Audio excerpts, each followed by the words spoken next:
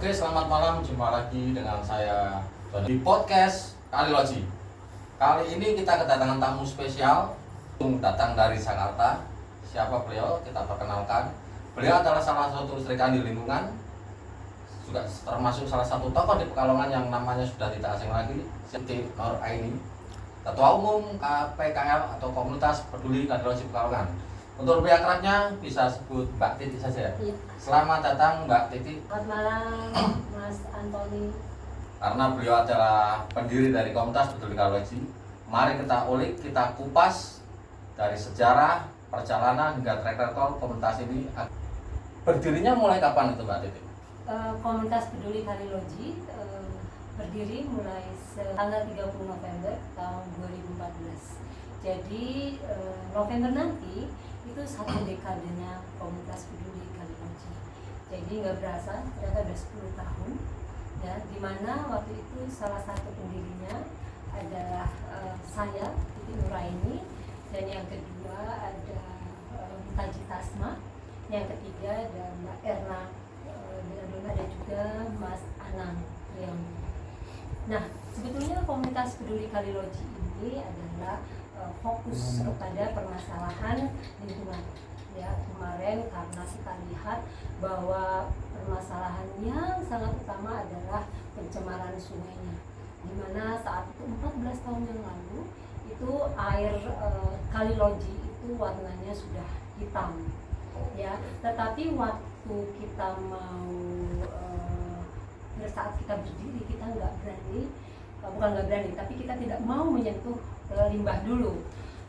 Karena kita ingin merangkul semua masyarakat, maka yang kita lakukan adalah terkait masalah sampah.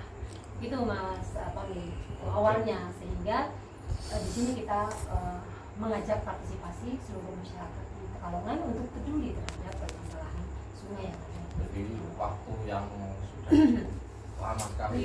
Sebentar lagi kita untuk memperingati satu dekade berdirinya Komunitas Peduli Kaliloji. Kalau boleh tahu ini berawal dari apa Mbak Titi? Apakah kumpulan teman-teman atau gimana gitu sampai bisa berdiri Komunitas Peduli Kaliloji ini? Ini agar membuka wawasan kepada teman-teman kita, untuk netizen, agar lebih tahu bagaimana riwayat berdirinya. Nah, menarik banget sebetulnya. Itu berawal dari sosial media di Facebook, di mana kita lihat ada yang mengangkat, ya itu masalah Mas Aji itu mengangkat di sosial media terkait pencemaran. Terus ada juga dari Mas Musa Atul itu juga. Akhirnya kita coba kumpulkan dan akhirnya kita ngobrol waktu itu di Ayam Kalongan.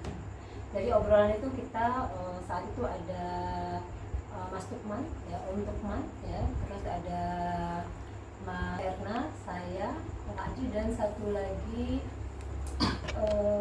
Mas Sugeng. Iya, udah Mas Sugeng. Semakin menarik ini netizen. Ya. Untuk kiprah Kaliloji sendiri kita kan netizen sudah pasti sudah tahu gitu. Pengalaman paling menarik, paling menyenangkan dan ya kisah Kaliloji itu apa saja? Kegiatannya apa saja yang pernah dilakukan di Pekalongan, pergerakannya bagaimana ini agar para netizen itu tahu, dan alhamdulillah kalau bisa berminat bergabung dengan Komunitas Peduli Kaliloji untuk menyelamatkan Pekalongan. Iya, betul.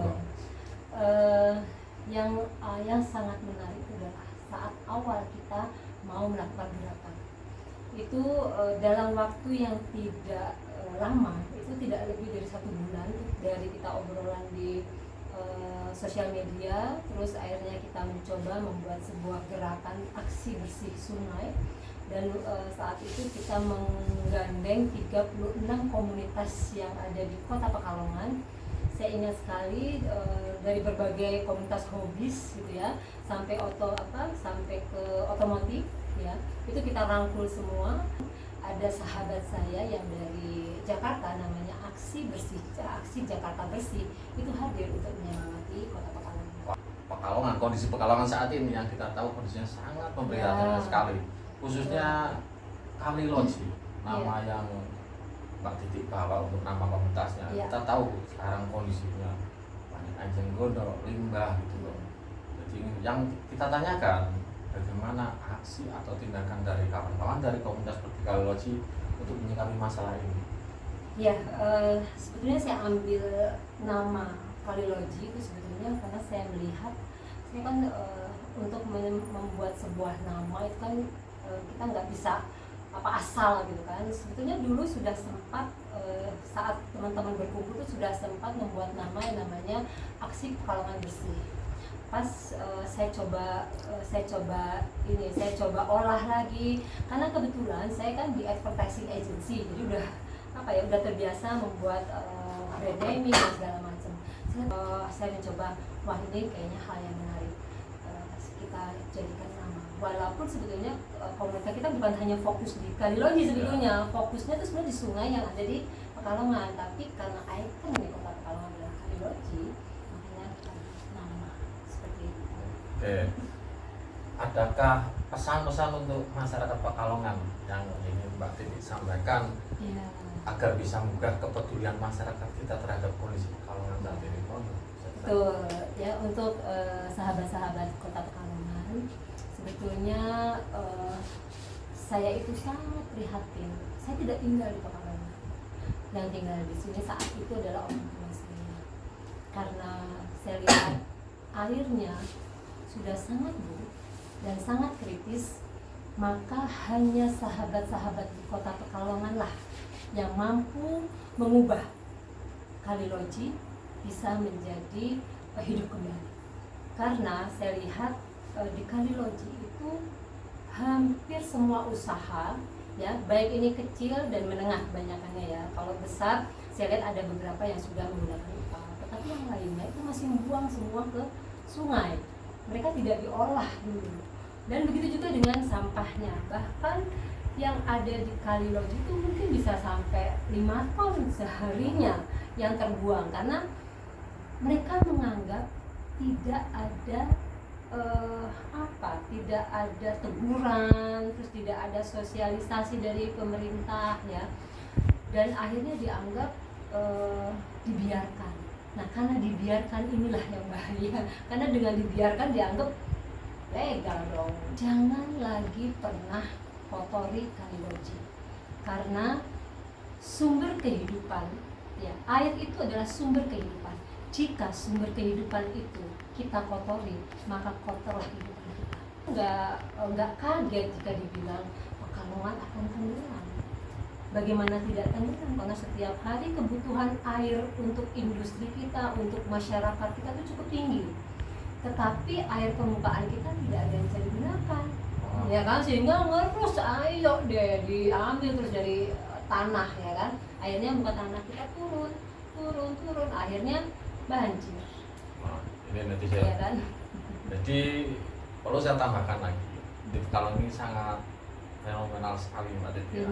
Jadi ada yang mengatakan, wah semakin hitam kali kita semakin maju perekonomian kita, gitu. Itu idiom yang salah itu. Salah netizen. Iya. Kalau ditanya kenapa kita peduli terhadap bumi dan lingkungan, khususnya Pekalongan, jawabannya adalah kalau bukan kita siapa lagi? Oke, matur suwun, terima kasih Mbak Titi sudah menyempatkan waktunya untuk bincang-bincang santai ini. Netizen, jangan lupa ikutin terus channel kita. Pesan saya, bumi dan beserta isinya itu bukan warisan nenek moyang kita, tetapi itu itu adalah titipan dari anak cucu kita yang harus kita rawat, kita pelihara dan kembalikan dengan kondisi yang lebih bagus dari saat ini. Terima kasih, salam lestari, salam peduli, salam Kaliloji.